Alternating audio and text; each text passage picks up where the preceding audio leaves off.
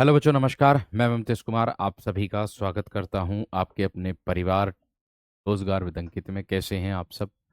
उम्मीद करूंगा आप बहुत ही बेहतरीन, एकदम जबरदस्त, एकदम शानदार, एकदम लाजवाब, एकदम गजब होंगे। तो सभी मेरे प्यारे साथी जुड़ेंगे अपनी कक्षा के साथ। और सभी दोस्तों को प्रणाम है मेरे दोस्त, और गुड आफ्टरनून है मेरे दोस्त। तो सभी मेरे प्यारे साथी जुड़ेंगे। और आज मेरे दोस्त, हमारा जो टॉपिक है वो कारक चल रहा है, अर्थात कारक की तीसरी कक्षा हमारी है। ठीक है। आज हम इस कारक को समाप्त कर देंगे मेरे दोस्त, एकदम बेहतर और जबरदस्त तरीके से। ठीक है। और वर्कशीट की अगर मैं बात करता हूं तो वर्कशीट आप लोगों की मिलेगी संडे के दिन, क्योंकि 3 तारीख में मैराथन है, उसको भी तैयार करना है। कोशिश करूंगा कि मिल जाए जल्दी, लेकिन प्रयास रहेगा। बाकी संडे में तो आपको मिल ही जाएगी वर्कशीट। ठीक है भाई। तो चलिएगा, आज से हम पढ़ते हैं आज संप्रदान कारक। अर्थात अगर मैं बात करूं, संप्रदान का जो अर्थ होता है मेरे दोस्त, वो होता है देना। संप्रदान का अर्थ क्या होता है? वो होता है मेरे दोस्त देना। मैं बोलूंगा इसकी परिभाषा क्या। इसकी परिभाषा बनेगी कि संज्ञा या सर्वनाम के जिस रूप से जिसके लिए कुछ किया जाए या जिसको कुछ दिया जाए। क्या बोलेंगे? संज्ञा या सर्वनाम के, संज्ञा या सर्वनाम के जिस रूप से, सर्वनाम के जिस रूप से, जिस रूप से क्या होगा? जिसके लिए कुछ किया जाए, जिसके लिए, जिसके लिए कुछ किया जाए, कुछ किया जाए, जिसके लिए कुछ किया जाए, या जिसको कुछ दिया जाए, या जिसको कुछ दिया जाए, दिया जाए, इसका बोध कराने वाले शब्द, इसका बोध, इसका बोध कराने वाले शब्द, कराने वाले शब्द क्या होते हैं मेरे दोस्त? संप्रदान कारक कहलाते हैं। क्या कहलाते हैं? संप्रदान कारक कहलाते हैं, या संप्रदान कारक के अंतर्गत आते हैं, कहलाते हैं। इतनी बात समझ में आ गई। और एक इसका मुख्य बिंदु आप लोगों को याद होना चाहिए। क्या? कि जो वस्तु सदा के लिए दी जाती है वो मेरे दोस्त इसी के अंतर्गत आता है। ठीक है। मैं अगर बात करूं कि जो वस्तु मेरे दोस्त सदा के लिए दी जाती है, इसमें लिख दे रहा हूं सदा के लिए दिया जाने वाला, सदा के लिए दी जाती है, सदा के लिए दी जाती है। यानी कि कोई भी वस्तु जो सदा के लिए दी जाए, उसको मेरे दोस्त हम संप्रदान कारक के अंतर्गत रखते हैं। इसकी विभक्ति, इसकी विभक्ति, इसकी विभक्ति के लिए, के लिए, या के वास्ते, के लिए या के वास्ते होती है, होती है। इतनी बात सभी की समझ में आ गई होगी। अब मैं इससे संबंधित आप लोगों को उदाहरण मेरे दोस्त देता हूं। ठीक है।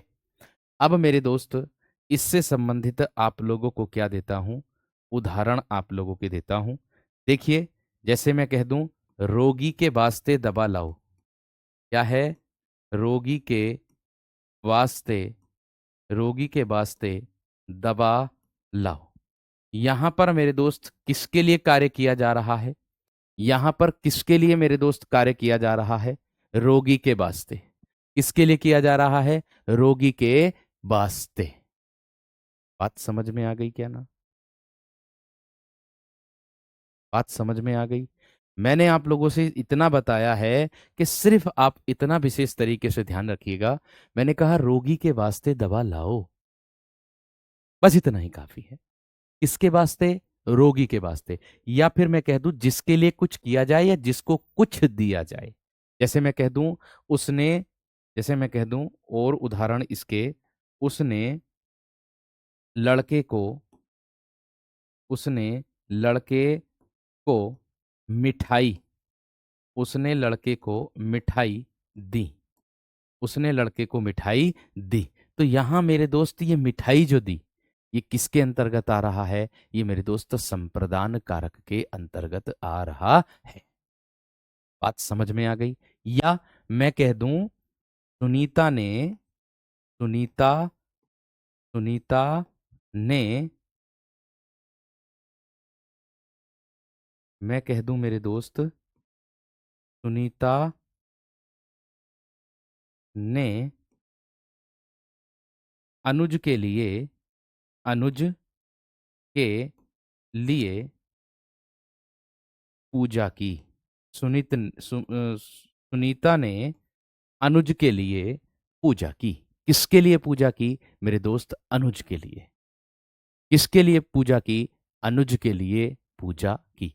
मैं सिर्फ इतनी बात कह रहा हूं आप लोगों से, सभी विद्यार्थियों से, कि जिसके लिए कुछ किया जाए या जिसको कुछ दिया जाए, इसका बोध कराने वाले शब्द संप्रदान कारक के अंतर्गत आते हैं। या मैं जैसे कह दूं आप लोगों के लिए, मैं और उदाहरण दे दूं, पिताजी, पिताजी सोनू के लिए, पिताजी सोनू के लिए मोबाइल लाए, मोबाइल लाए।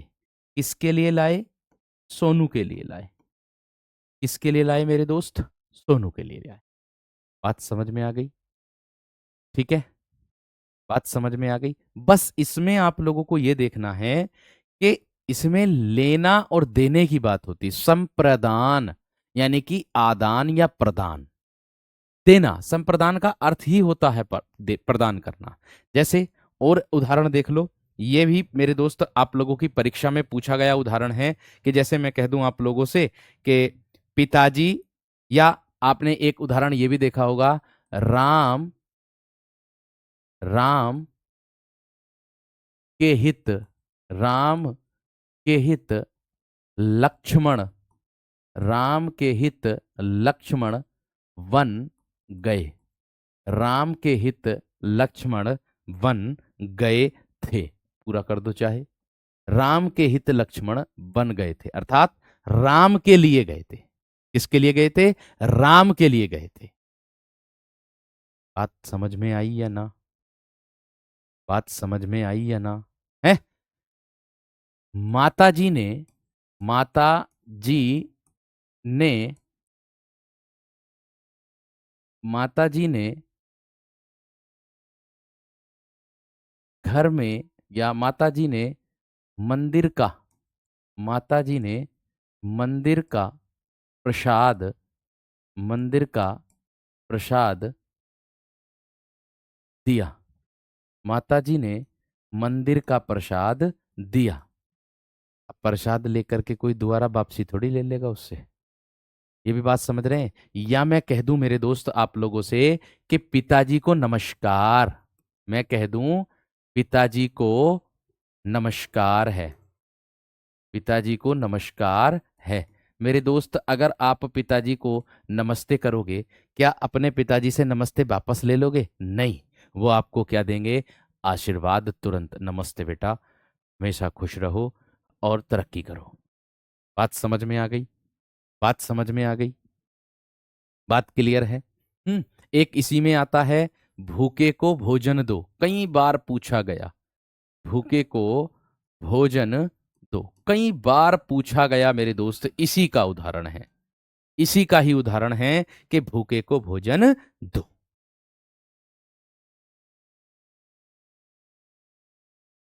बात समझ में आ गई?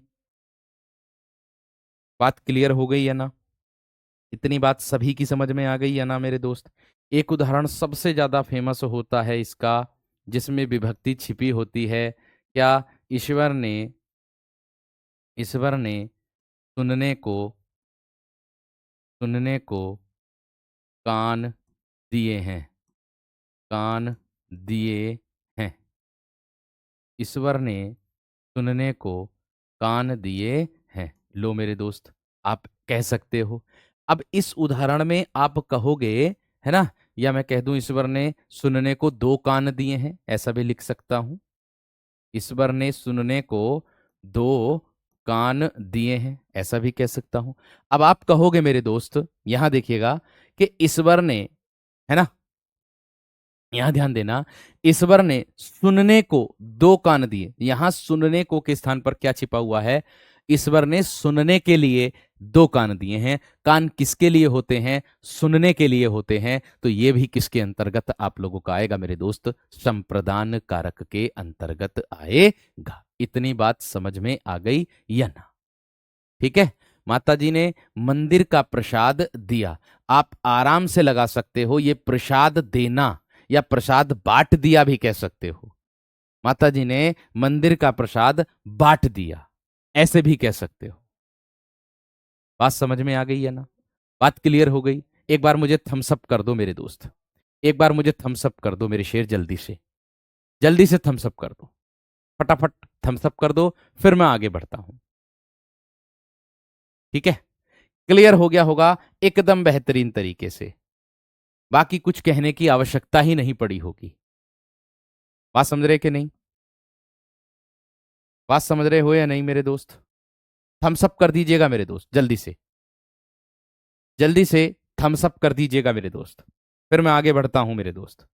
हम इस पढ़ने के लिए स्कूल जाते हैं, मोहन श्याम के लिए साइकिल लाया, ऐसे कह सकते हो, क्योंकि परिभाषा ही ये कहती है कि जिसके लिए हम कुछ काम करेंगे या जिसको कुछ हम देंगे तो वह संप्रदान कारक के अंतर्गत आता है। खत्म बात। आगे बढ़ेंगे मेरे दोस्त 5 नंबर पर, अपादान कारक। अपादान कारक, इसमें आप लोग ये देखते होंगे कि इसमें अलगाव की जो स्थिति होती है वो मेरे दोस्त छिपी होती है। लेकिन अगर मैं इसकी परिभाषा की आप लोगों से, विद्यार्थियों से बात करूं, तो मेरे दोस्त इसकी परिभाषा बनती है, क्योंकि अपादान का अर्थ होता है अलग होना या अलगाव की स्थिति। ठीक है, अभी हम लोगों को बस इतना ही पता है कि अलग होने का बोध इसके अंतर्गत होता है। किसमें मेरे दोस्त? इसमें। ठीक है, इतनी बात समझ में आ गई? या मैं आप लोगों से कह सकता हूं क्या, कि संज्ञा या सर्वनाम के जिस रूप से, क्या बनेगी परिभाषा? संज्ञा या सर्वनाम के, संज्ञा या सर्वनाम के जिस रूप से, जिस रूप से, रूप से दूर होना, दूर होने, दूर होने, निकलने, डरने। मैंने कहा संज्ञा या सर्वनाम के जिस रूप से दूर होने, निकलने, डरने,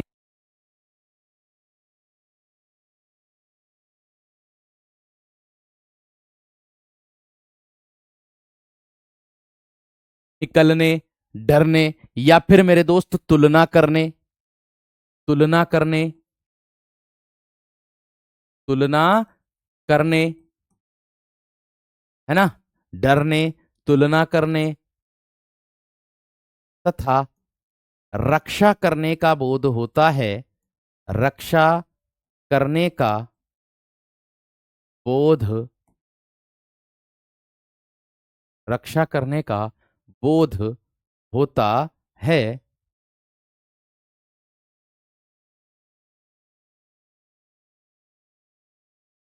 ठीक है, अब मैं ऐसे कह सकता हूं आप लोगों से मेरे दोस्त, कि जैसे कि संज्ञा या सर्वनाम के जिस रूप से दूर होने का बोध हो, अलग होने का, निकलने का बोध हो, डरने का बोध हो, तुलना करने का बोध हो, या फिर मेरे दोस्त रक्षा करने का बोध हो, या फिर मेरे दोस्त किसका बोध हो? रक्षा करने का बोध हो, उसको मेरे दोस्त हम क्या कहेंगे? अपादान कारक के अंतर्गत उसे अपादान कारक कहते हैं। उसे अपादान कारक कहते हैं। ठीक है भैया, इसमें अलगाव की स्थिति होती है, या इसकी विभक्ति, इसकी विभक्ति, बार बार एक ही चीज को कॉपी पेस्ट करोगे तो गलती करोगे, ध्यान रखना। इसकी विभक्ति से अलग होती है। मैं कह रहा हूं अलग होती है। अब कुछ लोग तो ऐसे कह रहे हैं कि ये वाला उदाहरण गलत है, ये वाला उदाहरण गलत है। ओ भैया, अपनी तरफ से ना लाया हूं मैं, ये बुक से लाया हूं। बुक को गलत बता रहे हो तुम, वो भी एनसीईआरटी।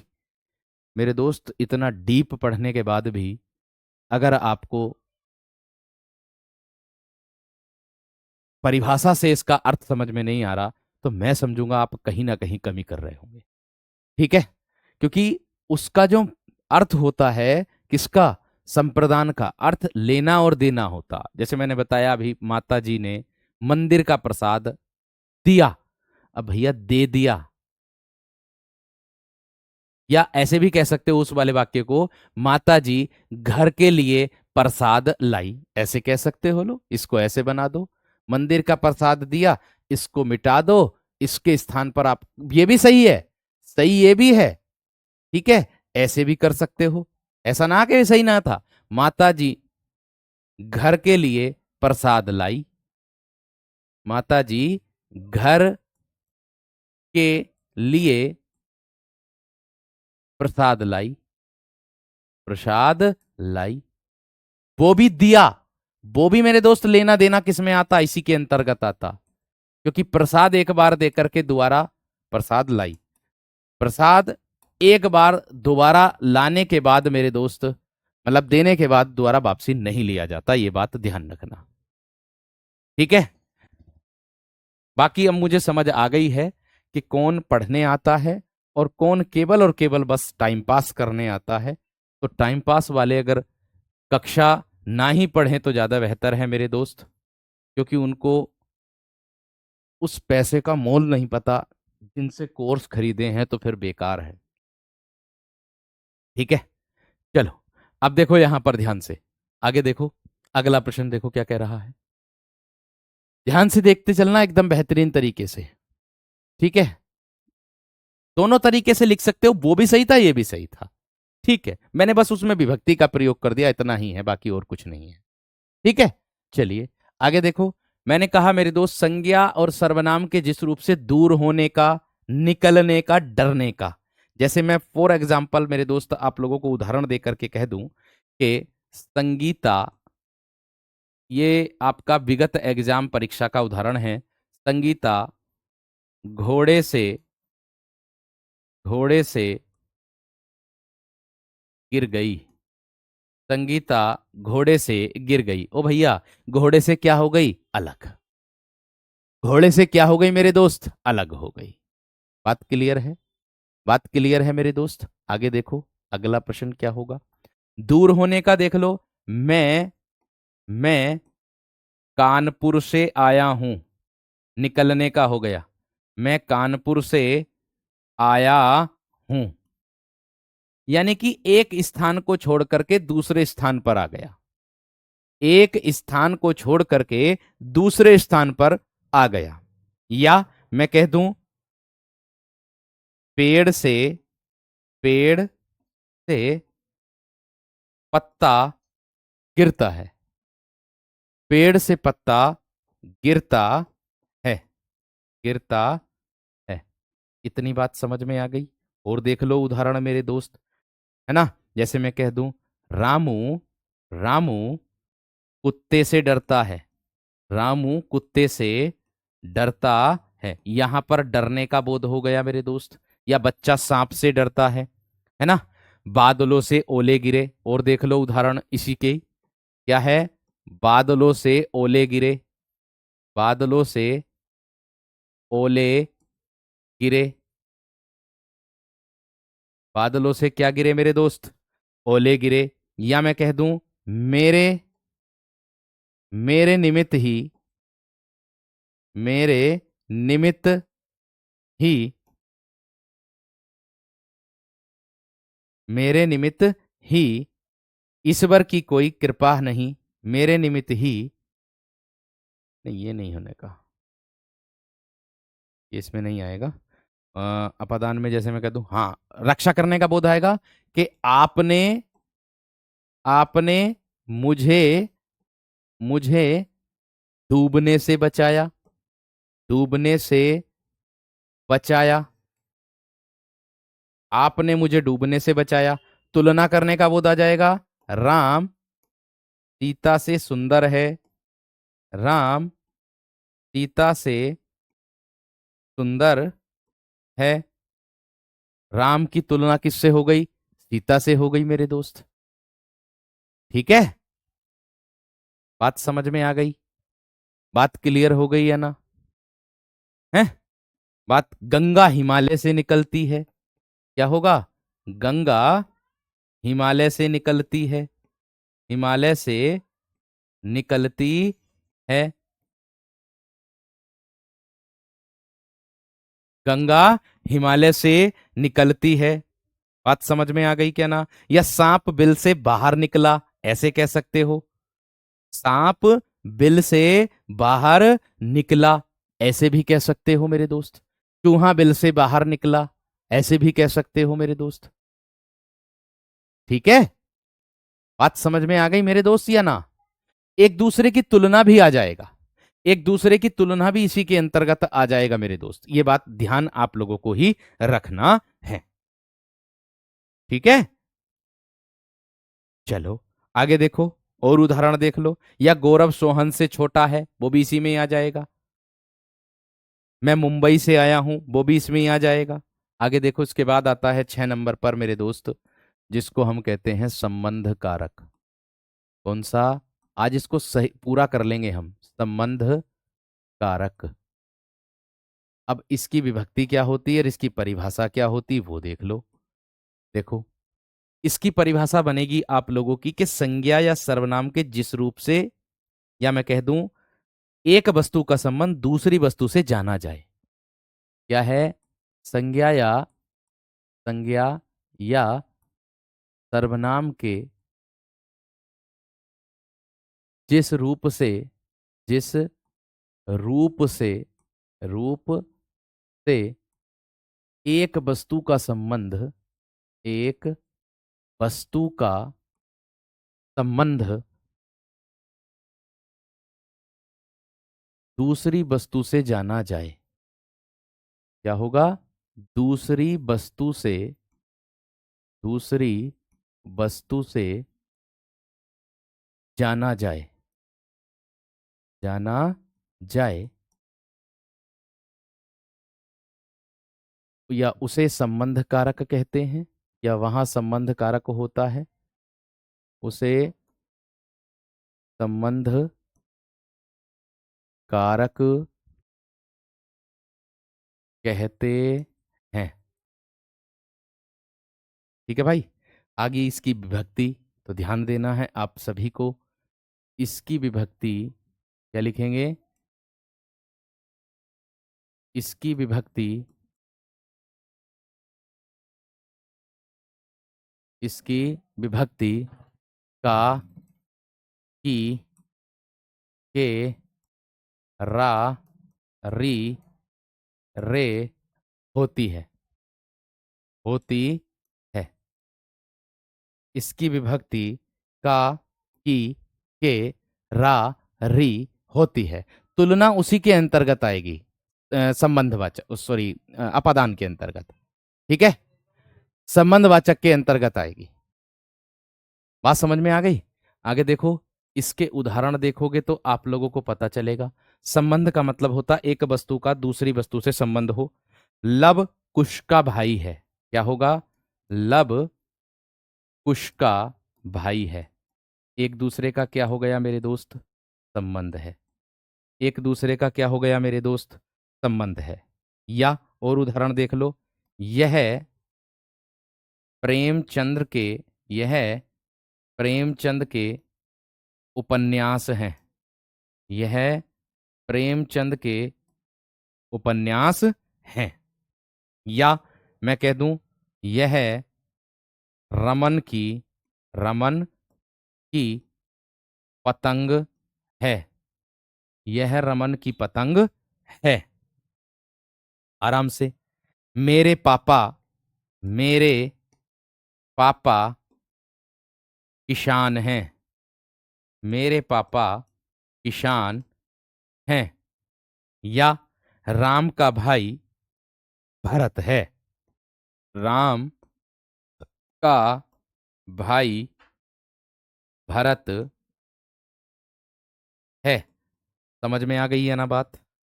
बात क्लियर हो गई है ना मेरे दोस्त? हैं? दशरथ के चार पुत्र हैं, है ना? दशरथ के चार पुत्र हैं। यह मेरी बोतल है। यह मेरी बोतल है। बात समझ में आ गई? बात क्लियर हो गई मेरे दोस्त? आराम से इसको समझ सकते हो, है ना? बिल्कुल। आप मेरे गुरु हैं। बिल्कुल। एक भैया कह रहे हैं आप मेरे गुरु। बिल्कुल, आपका और मेरा क्या है? संबंध है। ठीक है, बात समझ में आ गई? क्लियर हो गई? चलिए, नेक्स्ट 7 नंबर पर आता है मेरे दोस्त आप लोगों का अधिकरण कारक। कौन सा आता है?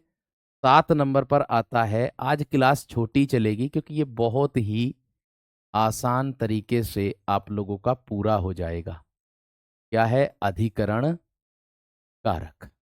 अब देखो, इसकी अगर मैं परिभाषा की बात करूं उससे पहले आपको इसके बारे में जानना होगा। इसका अर्थ क्या होता है? आधार।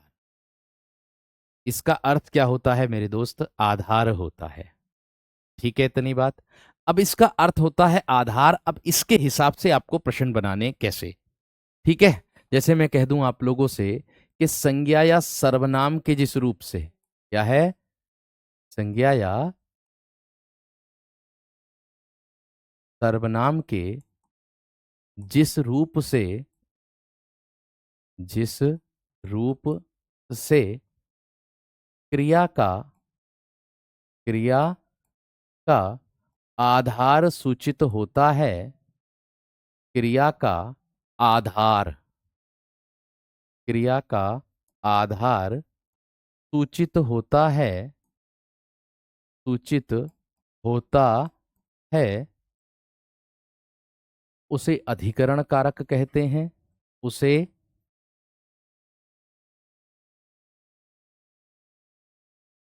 अधिकरण कारक कहते हैं। ठीक है, अब देखो किस प्रकार से इसकी विभक्ति क्या होगी, है ना? इसकी विभक्ति क्या होगी? ठीक है, उदाहरण देखिएगा। इसकी विभक्ति, इसकी विभक्ति में कोमा पर होती है, में कोमा पर होती है। इसमें मेरे दोस्त आधार का बोध आप लोगों को देखने के लिए मिलेगा। इसमें क्या मिलेगा मेरे दोस्त? आपको आधार का बोध इसमें देखने के लिए मिलेगा। ठीक है, बात समझ में आ रही? अब देखो यहां पर ध्यान से एकदम इधर देखो। ठीक है, उदाहरण के तौर पर आप लोग ध्यान से देखोगे। कैसे? उदाहरण देखिए, जैसे मैं कह दूं आप लोगों से कि पानी में, पानी में मछलियां हैं, पानी में मछलियां हैं। भैया मछली का आधार क्या है? पानी। मैंने क्या कहा मेरे दोस्त? मछलियों का आधार क्या है वीरो? पानी है। या मैं कह दूं मैं 3 मिनट में, मैं 3 मिनट में आ रहा हूं, आ रहा हूं। तो ये मेरे दोस्त क्या है? 3 मिनट आधार है आपकी। आप किसी अपने दोस्त के घर गए और दोस्त के घर जाकर के नीचे, और दोस्त रहता आपका ऊपर 2 मंजिले पर, आपने आवाज मारी चिंटू, तो ऊपर से आवाज आई बस 2 मिनट रुक। तो वो 2 मिनट आपको क्या मिला? एक आधार। तो यही बात मैं आप लोगों को कह रहा हूं, है ना? चिड़िया, चिड़िया डाल पर, चिड़िया डाल पर बैठी है, डाल पर बैठी है। आपका आधार क्या है मेरे दोस्त? डाल। चिड़िया का आधार क्या है? डाल, है ना? सड़क पर, सड़क पर गाड़ी खड़ी है, गाड़ी खड़ी है। सड़क का आधार क्या, वो गाड़ी का आधार क्या है मेरे दोस्त? सड़क। या मैं कह दूं और, मोहन, मोहन छात्रावास में रह रहा है, मोहन छात्रावास में रह रहा है। रह रहा है। कहाँ रह रहा है? छात्रावास में। कहाँ रह रहा है? छात्रावास में। या मैं कह दूं, लड़के लड़के दरवाजे दरवाजे लड़के दरवाजे दरवाजे घूम रहे हैं। घूम रहे हैं। यानी कि मेरे दोस्त, लड़के कैसे घूम रहे हैं? दरवाजे दरवाजे घूम रहे हैं। लड़के कैसे घूम रहे हैं मेरे दोस्त? दरवाजे दरवाजे घूम रहे हैं। बात समझ में आ गई इतनी है? या मैं कह दूं, पुस्तक मेज पर रखी है ना? और एक प्रश्न ये भी आता है, कौन सा? गाड़ी गाड़ी 10 बजे 10 बजे छूटती है। ऐसा मत सोच लेना कि ये छूटना अलग को दर्शा रहा है, तो इसमें अपादान लगा दो ना मेरे शेरों। ध्यान रखना इस बात का। मैंने क्या कहा आप लोगों से कि मेरे में रे विभक्ति आई है भाई। पापा का और किसान का दोनों का आपस में संबंध नहीं है क्या? है? अब मैंने कहा कि गाड़ी 10 बजे छूटती है। ये 10 बजे मेरे दोस्त आधार है, और छूटना यहां क्रिया है, और क्रिया का आधार है 10 बजे। ये बात का ध्यान रखना। बात समझ में आ गई क्या ना? बात क्लियर हो गई या ना मेरे दोस्त? बात क्लियर हो गई या ना? एक बार मुझे थम्स अप करके बता दीजिएगा। या मैं कह दूं, परीक्षा परीक्षा अप्रैल में होगी। परीक्षा अप्रैल में होगी। परीक्षा अप्रैल में होगी। या मैं कह दूं, आप लोगों से एक और उदाहरण दे दूं कि वह ये आप लोगों का विगत एग्जाम में पूछा गया, वह अगले साल आएगा। यूपी ट्रिपल एससी में पूछा ये, वह अगले साल आएगा मेरे दोस्त। ये वाला प्रश्न पूछा था। तो अगले साल क्या है? आधार है वीर। अगला साल क्या है वीर? आधार है मेरे दोस्त। है? वह दिन में आएगा। वह दिन में आएगा। वह दिन में आएगा। कब आएगा? दिन में आएगा। बात बताओ, समझ में आई या ना मेरे दोस्त? महाभारत का युद्ध कुरुक्षेत्र में हुआ था, ऐसे भी लिख सकते हो मेरे दोस्त। ठीक है? मेज पर किताब रखी है। मेज पर किताब रखी है। आप कुर्सी पर बैठे हो। आप कुर्सी पर बैठे हो। या मैं कह दूं मेरे दोस्त, आप लाइब्रेरी में पढ़ रहे हो। आप लाइब्रेरी में पढ़ाई कर रहे हो, ऐसे भी कह सकता हूं मेरे दोस्त। ठीक है? ये 10 बजे छूटना, वीरो आप यहां पर ध्यान देना मेरी बात पर। ये छूटना आप लोगों की क्रिया है, और यहां क्रिया का जो आधार है वो 10 बजे है। क्या है? आधार। आपसे पूछा जाए कि भैया गाड़ी यहां से कितने बजे जाती है ना? आप कभी गए हो कहाँ? अगर गए हो रोडवेज पर, तो रोडवेज पर जाकर के मेरे दोस्त आप क्या कहोगे? यार ये वाली बस कितने बजे जाती है? वो बताएंगे 10 बजे जाती है जी यहां से। तो 10 बजे वो आपको एक आधार दे देंगे। जाना हमारी क्रिया है, उसका एक आधार 10 बजे। ये होती है बात। समझ में आ गई बात? उम्मीद है आप सभी को मेरे दोस्त बेहतरीन तरीके से समझ में आ रहा होगा। एकदम सारी बातें क्लियर भी हो रही होंगी, एकदम जबरदस्त तरीके से। ऐसी मैं उम्मीद आप लोगों से रखता हूं। ठीक है? चारपाई पर दादाजी बैठे हैं, ऐसे भी कर सकते हो। फ्रिज में आम रखा हुआ है ना? सिंह बन में रहता है, ऐसे कर सकते हो। और लास्ट आता है मेरे दोस्त 8 नंबर पर, जिसको मैं कहता हूं आप लोगों का संबोधन कारक। क्या कहता हूं? संबोधन मेरे दोस्त कारक। अब देखो, इसकी क्या परिभाषा आप लोगों की होगी संबोधन कारक की। बात समझ में आ गई क्या ना? बात क्लियर हो गई है ना? यहां ध्यान से देखो। देखो, इतना मैं विश्वास के साथ कहता हूं, जितना आप लोगों को करा दिया ना, और अगर ये परीक्षा में आएगा ही उदाहरण, क्योंकि मैं आपके विगत एग्जाम के लेता हूं, कोई सा भी विभाग हो सबके उठा करके लाता हूं। बस इतना ध्यान रखना, प्रश्न गलत नहीं होगा, इतना मेरा वादा है। ठीक है भाई?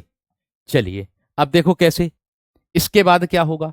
बस परिभाषा को जोड़ देना। मेन मुद्दा परिभाषा है। संज्ञा के जिस रूप से किसी को पुकारा जाए या चेतावनी दी जाए, है ना? संज्ञा के जिस रूप से क्योंकि इसमें क्रिया से संबंध नहीं होता संबोधन में, ये बात ध्यान रखना। संज्ञा के जिस रूप से किसी को पुकारा जाए, किसी को पुकारा जाए या चेतावनी दी जाए, या चेतावनी दी जाए, उसे संबोधन कारक कहते हैं। उसे संबोधन कारक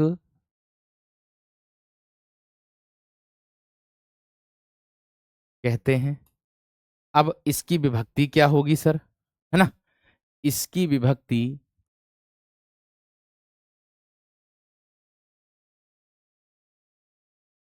हे, विस्मयादि बोधक चिन्ह का प्रयोग होगा। ओ, अरे, अजी, है ना? इस तरीके की विभक्ति का प्रयोग मेरे दोस्त इसमें देखने के लिए आप लोगों को मिलेगा। अब अगर मैं इसके उदाहरण की बात करता हूं आप लोगों से, तो उदाहरण देख लीजिएगा इसका क्या क्या होने वाले हैं। जैसे मैं कह दूं आप लोगों से, एक तो यही है, अजी बुलाया जा रहा है, पुकारा जा रहा है, अजी सुनते हो, है ना? अजी सुनते हो या सुनती हो, अजी सुनते हो, भैया पुकारा जा रहा, बुलाया जा रहा। या मैं कह दूं, हे ईश्वर, हे ईश्वर मुझे पास कर देना, पास कर देना। मैंने कहा हे ईश्वर मुझे पास कर देना, हे ईश्वर मुझे पास कर देना। मैं साइकिल से बाजार गया, साइकिल साधन का बोध कराता है, करण कारक के अंतर्गत आ जाएगा। साइकिल साधन का बोध कराता है, करण के अंतर्गत आ जाएगा। ठीक है? या मैं कह दूं, अरे या ए लड़के, ए लड़के, एक साथ बोल रहा हूं, वहीं वो लगा दूंगा विस्मयादि बोधक चिन्ह। ए लड़के जरा इधर आओ, जरा इधर आओ। देखो मैंने कहा किसी को बुलाने के लिए। अब अगर हमारे गांव में, गली मोहल्लों में, घर में, गांव में या शहर में कोई सामान बेचने वाला आ जाता और वो बहुत दूर हो, बहुत ही दूर, आप लोगों से बहुत दूर हो, तो उसे कैसे बुलाओगे? ओ, एक तो तरीका यही है, ओ सब्जी वाले है कोई, एक तो ये तरीका। एक भैया प्यार से बुला सकते हो, अरे भैया यहां आना, एक भैया प्यार से तरीका बुलाने का। मैंने कहा आप लोगों का, मैंने कहा संज्ञा के जिस रूप से किसी को पुकारा जाए या चेतावनी दी जाए, खबरदार यहां मत आना, खबरदार कुत्तों से सावधान लिखा रहता ना, तो भैया वो इसी के अंतर्गत आता है। बात समझ में आ गई? बात क्लियर हो गई दोस्त? एकदम बेहतरीन और जबरदस्त तरीके से। ठीक है? क्लियर है? यहां तक बात क्लियर है या ना? एक बार थम्स अप कर दो मेरे दोस्त, है ना? या मैं कह दूं, अरे, अरे मूर्ख, अरे मूर्ख संभल जा, अरे मूर्ख संभल जा। ये होता है मेरे दोस्त आप लोगों का क्या? संबोधन कारक। और संबोधन कारक का मतलब यही होता है मेरे दोस्त कि आपका किसी से संबोधन, मतलब आप दूसरे को संबोधित कैसे करते हो, ये बात दर्शाती है। ठीक है? उम्मीद है बेहतर तरीके से कारक पूरे एकदम बेहतरीन तरीके से पूर्ण हो गए होंगे। मिलते हैं आप लोगों से कल की कक्षा में, और कल हमारा टॉपिक एक बेहतरीन और जबरदस्त तरीके से नया टॉपिक रहने वाला है ना? कल नया टॉपिक होगा, सभी विद्यार्थी बेहतर तरीके से समझेंगे, जबरदस्त तरीके से। नमस्कार, धन्यवाद, जय हिंद।